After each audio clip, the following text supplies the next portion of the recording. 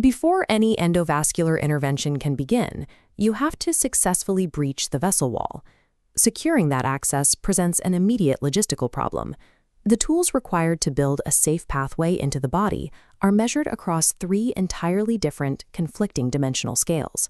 Puncture needles are measured in the gauge system, flexible catheters are sized using the French scale, and guide wires are measured in fractions of an inch. Three core tools rest on a sterile drape. The puncture needle uses gauge, an inverse scale where higher numbers mean smaller diameters. The catheter uses French, a direct scale where higher numbers equal larger tubes. The guide wire operates strictly in thousandths of an inch. An interventionalist has to memorize the exact mathematical tolerances between these three systems. If the numbers don't align perfectly, you cannot build a safe, interlocking tool array to enter the patient. Every access procedure is a negotiation between two competing physical needs: securing enough rigid mechanical support to pass your devices, while minimizing the trauma inflicted on the surrounding tissue. To navigate this tension, operators rely on two competing clinical protocols: the traditional Seldinger technique and the micropuncture technique. Mastering these dimensional conversions is a practical necessity. Knowing exactly how these components fit together prevents catastrophic mechanical failure at the access site before the procedure even gets underway. To translate between these tools, we need a baseline metric. In the French scale, 1 unit equals approximately 0.33 millimeters. This chart illustrates the direct physical equivalent between systems. A large 16-gauge needle has the exact same outer diameter as a 5 French catheter, precisely 1.65 millimeters. This holds true for smaller tools. A 20-gauge needle corresponds perfectly to a 3 French catheter, both measuring exactly 0.97 millimeters across. While the outer diameter dictates the size of the physical hole made in the patient's tissue, it is the inner empty space, the lumen, that dictates which guide wire can pass through it. The size of that initial guide wire acts as a strict physical constraint, limiting the structural integrity and the maximum size of the entire tool system that follows. Because the outer geometry of the initial needle restricts the wire size, operators are forced to calculate their exact final catheter requirements before ever making the very first puncture into the patient's skin. For decades, the standard Seldinger technique has been the gold standard for entering a vessel. Its primary objective is straightforward: establish immediate, rigid wire access into the vascular system in a single, definitive step. This cross-section diagram shows the first common tolerance. A large 18-gauge needle provides enough clearance to accept a thick 0.038-inch guide wire. A tighter, more critical tolerance is found dropping down one size. A 19-gauge needle perfectly accommodates a 0.035-inch guide wire. The 0.035-inch wire is the ubiquitous industry standard.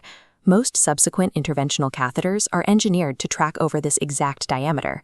Because it marries perfectly with that standard wire, the 19-gauge needle is the default access tool in most IR suites.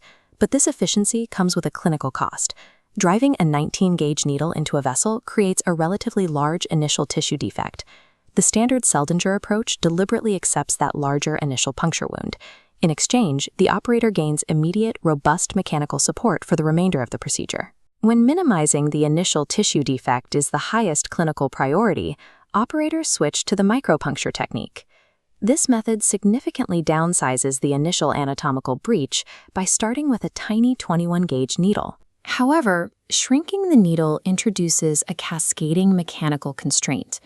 The inner lumen of a 21-gauge needle is physically too small to accept the standard 0.035-inch wire.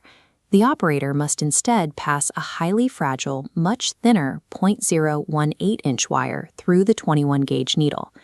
Because of its minimal diameter, this 0.018-inch wire lacks the structural rigidity needed to safely support standard 4 French or 5 French catheter systems. To build required support, the operator executes a transitional exchange. The initial 21-gauge needle is removed entirely. Next, a thicker transitional dilator is pushed down over the thin wire, physically stretching the tissue entry site to expand the pathway. Once inside, the final swap occurs. The inner microwire is pulled out, and the standard, rigid 0.035-inch wire is fed smoothly through the empty dilator lumen and into the bloodstream. With the larger wire securely positioned, the system has successfully bridged the dimensional gap, and is now ready to accept a standard 4 French or 5 French working catheter. Micropuncture successfully achieves a low trauma entry, but it requires the operator to execute a complex, multi-step sequence of exchanges just to reach the baseline level of operational support. Understanding the pure physics of these tools is only half the equation. The real test is how these interlocking systems react to the varied terrain of human anatomy. Micropuncture is highly effective in anatomically sensitive locations. Targeting vessels like the internal jugular vein or delicate dialysis access grafts requires the precision and minimal trauma of the 21-gauge system. It also provides a margin of safety for difficult access vectors, such as an antegrade femoral puncture, or when an operator is simply compensating for a lack of hands-on experience. This split-screen diagram highlights where the micropuncture technique struggles: hostile anatomy. On the left, we see a clean, shallow pathway, but on the right, the pathway runs deep through dense, erratic fibrotic scar tissue. When confronted with unfavorable conditions, a critical flaw emerges. The flimsy 0.018-inch wire lacks the column strength required to brace against dense anatomical resistance. As the operator pushes the rigid dilator, extreme tissue resistance causes the microwire to sharply bend and buckle outside the vessel. Once that wire buckles, the pathway is destroyed. The operator loses the access tract entirely, resulting in immediate procedural failure. Dense anatomical resistance will ruthlessly expose the lack of structural support inherent in a microwire setup. Every vascular access procedure asks the interventionalist to make a calculated choice, balancing the absolute mathematical constraints of their tools against the physical realities of the patient on the table. This final diagram strips away the anatomy to show the two distinct geometric philosophies side by side. On the left, the 19-gauge system. On the right, the 21-gauge system. The 19-gauge standard guarantees immediate, rigid structural support from the very first step, but it exacts a toll by requiring a larger initial defect in the tissue.